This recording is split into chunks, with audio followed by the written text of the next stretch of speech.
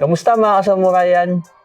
Sasagutin na natin ngayon ang madalas niyong katanungan na kung ano nga ba ang dapat na gamitin na pintura para sa inyong mga chassis. At ang gagamitin natin primer ay ang 2K06 Epoxy Metal Primer. Maganda ito gamitin dahil ito ay may masilya na at saka ito ay kulay silver na din.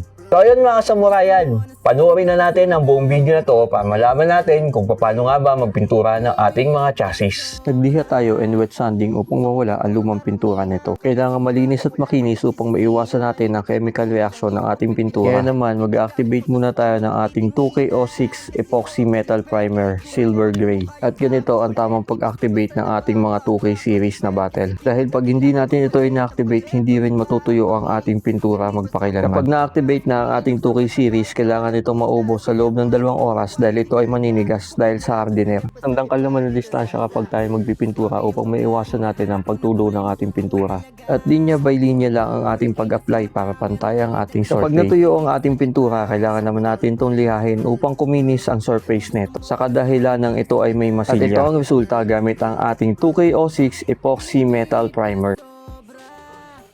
For more video tutorial, just follow Samurai Paint Philippines. Porma, usapang tingin pa'y maaasahan din so